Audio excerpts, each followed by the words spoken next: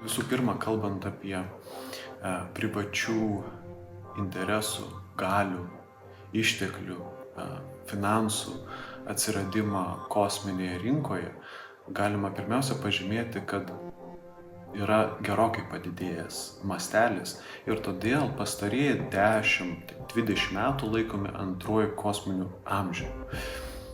Ir tai įtakoja labai įvairiausius reiškinius ir net pačio termino kolonializmas samprata, bet visų pirma reikėtų pažymėti, kad labai pasikeičia vaizduotė, kaip mes įsivaizduojame kosmosą.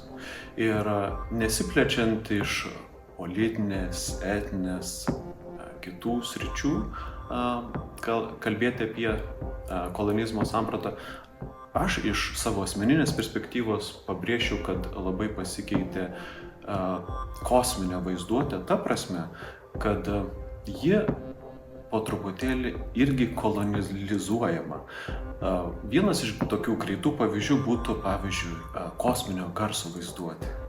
Čia neseniai prieš kokius 5 metus viena menininkė atliko meninį tyrimą, surinkdama įvairiausios mokslinės fantastikos ar mokslinės fantastikos teatro garsus iš įvairiausių pasaulio šalių ir padarė tokią lyginamąją analizę, kaip skiriasi garsai, pavyzdžiui, prieš 30 metų šioje srityje kosminiai spektakliai ir kinas ir kaip dabar.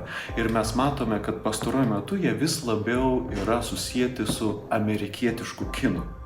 Tai štai kaip galime net garso vaizduotę pamatyti, kaip amerikietiškoji kosminė vaizduotė ima ir užurpuoja kuo įvairiausių šalių viešąją ir publikos ir asmens ir kūrėjo vaizduotę. Tai čia galima kalbėti ir apie kuo įvairiausias kitas vaizduotės formas, netgi tas, kuriomis privatus kosmoso veikėjai, nuo politikos iki verslo, ima ir tiesiog įsivaizduoja kosmosą per specifinę tokią baltojo elito turtingojo perspektyvą, kuri yra tiek išsiplėtojus, kad daugelis net tokiose visai nuošalėse, kaip kokie Andų, ten, tarkim, ar kitokios, tarkim, šalys, gentys, kultūros, natūraliai įsivaizduoja, kad kosmosas turbūt yra būtent skirtas tiem baltiesiam elitui. Ir tai iš tikrųjų pasireiškia per įvairiausias net vizionieriškas programas, kuriuose matosi, kad į jų formavimą, kaip mes vaizduojam kosmosą. Aš net nekalbu kosmoso kolonizavimą ar kosmoso kaip vietą, kurie mes įsigėm, bet kosmosas apskritai tokia savoka. Mes matome, kad tos kitos kultūros nėra įtraukiamos aptarti, kaip mes įsivaizduojame kosmosą. Na, pavyzdžiui, lietuviai turi tokį nuostabų terminą kosmosas, kuris reiškia ne tik kosmosas virš galvos, bet ir galvoje.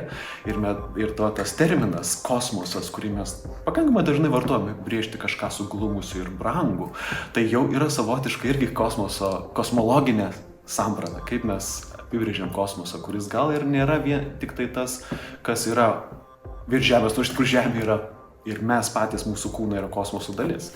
Tai štai kaip galima pasvarsyti iš skirtingų kultūrų, kalbų, ideologijų, apie kuo skirtingiausias kosminės sampratas ir taip dekolonizuoti ir pasiūlyti, kad kiekvienas mes asmeniškai turime savo kosminę programą arba kosmologiją, asmeninę kosmologiją.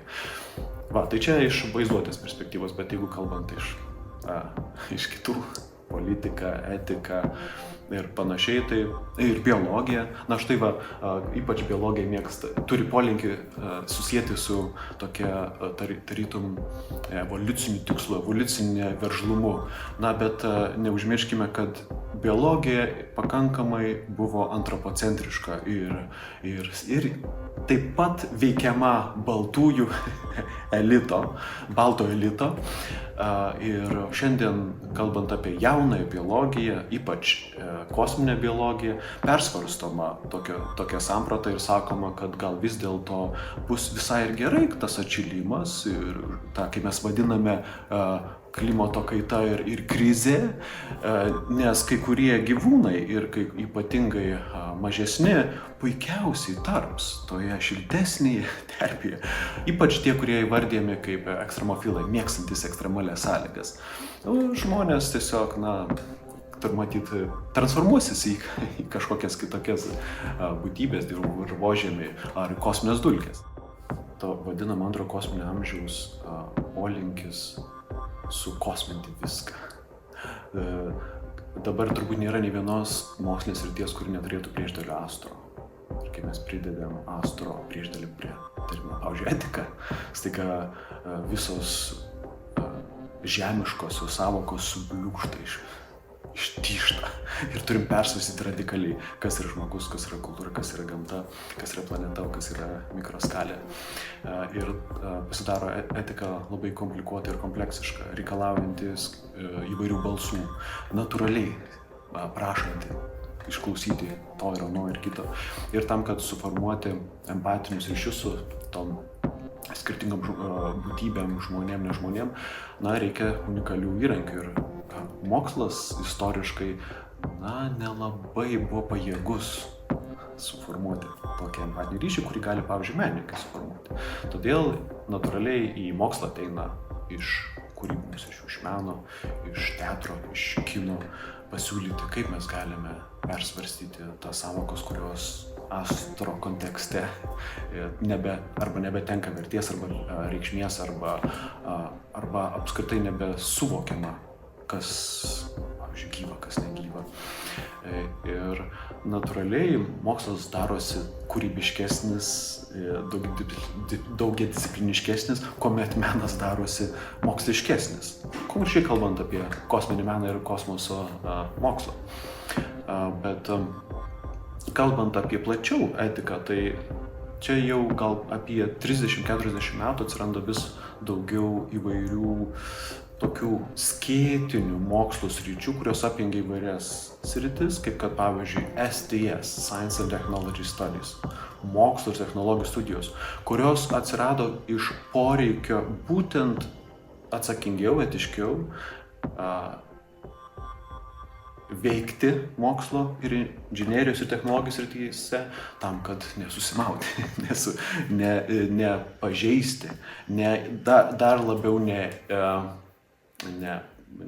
nepaskatinti, neužturbinti krizės ir panašiai. Tai yra tokių visokių naujų sričių kaip atsakas į etikos poreikį.